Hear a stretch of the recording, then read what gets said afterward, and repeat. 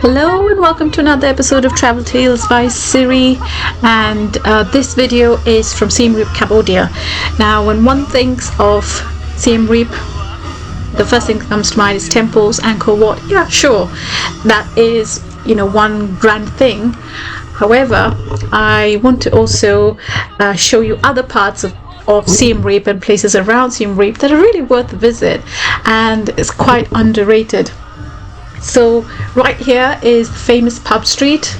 It's full of tourists, full of bars, full of lights and all that good stuff.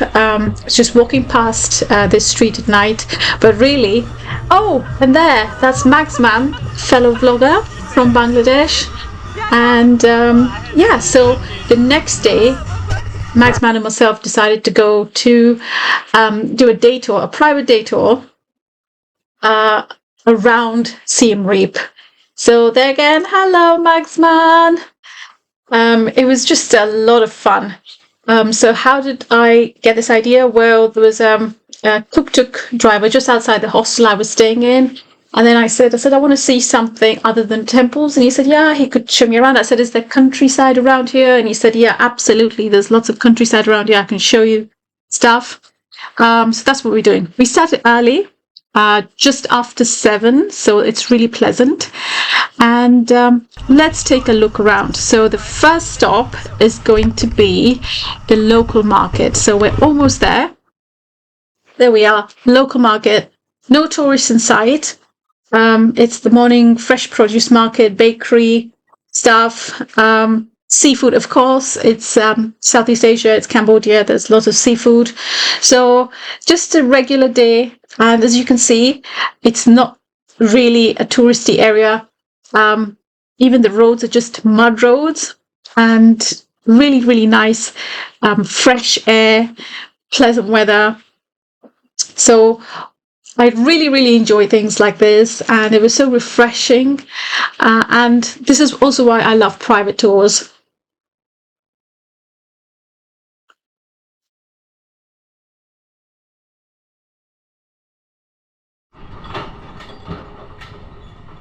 Lots of fresh veg,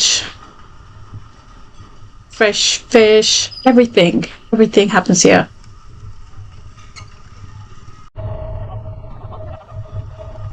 So the tuk-tuks here are slightly different. So basically it's a scooter. So, and then they have like this carriage-like thing that they add, or like it's like a trail-like thing. So just driving past the countryside, it's mainly just rice paddies, lots and lots of rice paddies. And we stopped here with someone's house actually. Then we asked if we could take a look. So it's just in their own backyard. They're growing, I think, morning glory. And right at the far end, we're told they're also farming some prawns. So we're just going there to take a look and see what it is. But this is what it's all about, really. Just living off the land. This is what it really looks like. Like, I've read about it, I've watched it on TV, but this is my first-hand experience. Really loved it.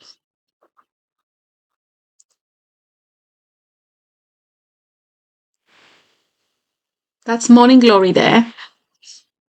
They have a lot of morning glory in that part of the world. So we're trying to see and look for some prawns, but I personally didn't see anything, but I've been told that there's definitely prawns in there.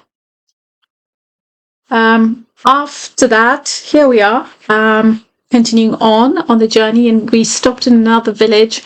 And here, so this is the dry season, but sometimes there's quite a lot of water in the area. So in the villages, it's quite common to have houses on stilts. So this is one of those stilt houses. Your hostels or hotels will actually take you to like an organized tour and show you these things, but this one was far more organic, and of course you can do it at a time of day that suits you as well. So the lady asked me to take off her shoes, and she was willing to have me sort of film it and just take a look. There's wood and tin as well, so actually it can get quite hot. This is the kitchen. It's quite tidy actually, given the size and everything. Some water that's been stored. It's where the actual cooking takes place and some washing facilities as well. And there you go. This is the little bedroom with mosquito nets. One thing is that you absolutely need mosquito nets in this part of the world. But then it's just the climate is like that. There's so much water, there's so much humidity. It's perfect sort of environment for flies and other insects. And then we carried on, passed by some local temples. We didn't really stop over here. As you can see, water everywhere that's, coming in. And one thing that I noticed here is obviously people are not financially in very strong positions, and really money is a form of strength. However, it just kind of dawned on me that sometimes it's not always money that gives you strength. From these little stops and just looking at these people here, I realized that you can get strength from your sense of community, from your family. Like we also went here. Look, these people are just a family. I think they're cleaning mussels there, and the younger people cleaning, and other family members, older members, just sitting over there. You know, and this is a form of strength as well, which sort of in the Western world we become so individualistic, but it's so nice to see that here. And finally, the rice paddies. The rice has already been cut here. This was in the month of July, so you can see it's sort of already kind of brown. It's not super green because over here the top parts have been cut. The rice grains are still on there. They have to be cut and then sent to the mill, but it's sort of in the process. And I really, really, really enjoyed this open space. Just not a lot of chaos. In fact, no chaos at all. I think the only people making a noise there was myself and Maxman making his video. But can you just see, like, and it was beautiful because it almost feels like we're going back to first principles because this is the very source of life, certainly the very source of physical life. Without the farmers, without this rice, we wouldn't even be alive. Like it was, I don't know, it just gets me thinking like really, really deep thoughts came to me. So um, if you're in Cambodia, try and do something like this in Siam Reap. Of course, you can do all the usual Angkor Wat, they're great, but something like this as well is so refreshing. So as you said, that's the rice grain there. The sun's really come out, so I had to put the hat on and everything. Um, and that's what light does as well. You see it looks a lot better now because the sun's out. But yeah, and also the rice grains like that. That is the first time I'm seeing something like that. So it was really, really exciting for me.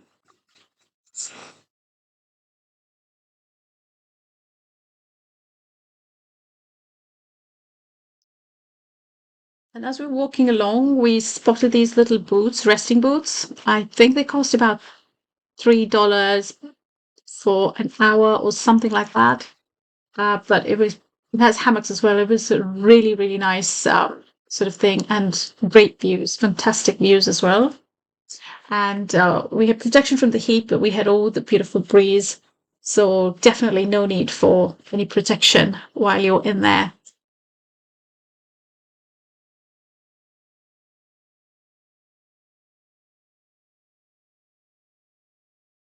So I stopped here. Cambodia has a small Muslim population, about 3% of the country. That's a madrasa, which is sort of like a um, Islamic education school. Obviously, there's not anyone in here, there's no classes at the minute. So that was the madrasa where you can learn about the religion itself. And then this is the actual masjid, as they say, or a mosque. Again, no service at the moment, but there was a mosque there.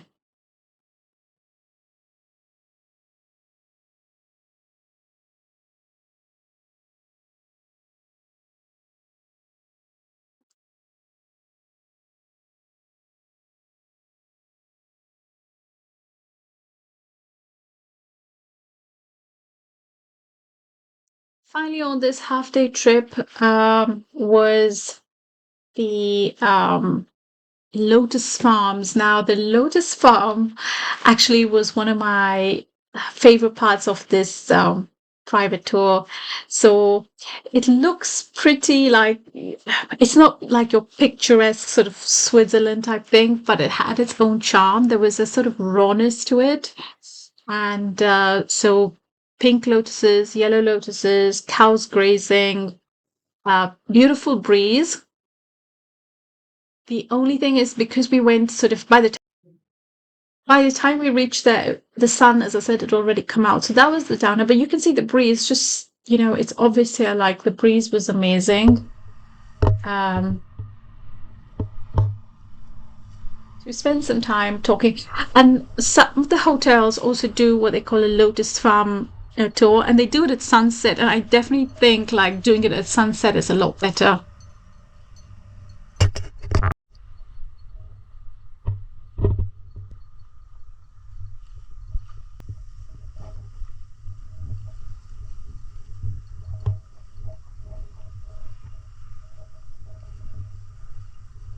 So the tour in total, I mean, obviously because it's a private tour, you can always negotiate the price. So it costs $20 for the two of us. And so he picks you up from the hostel. We started he was there before 7, so we started about 7. And you can customize it. So he'll show you stuff, but then if you say, look, I want to see something in particular, like if you wanted to go to temple, you could ask them. So they're really, really flexible, really, really approachable. Like I really like that about Cambodian people. So $20 and take you in their royal vehicle. So highly recommended trip. And then the next thing after that, it was almost time for lunch. So I asked, so lunch obviously wasn't included. We paid for our own lunch, and we also asked our driver to join us, and we offered to get him lunch as well, which he much appreciated.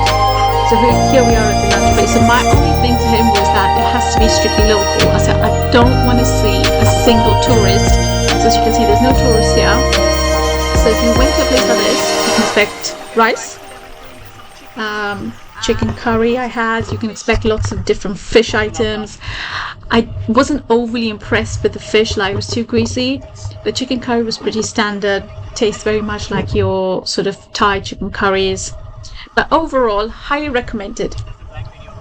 Friends, I really hope you enjoyed this video. Please do subscribe if you haven't, and do leave your comments as well. Thank you.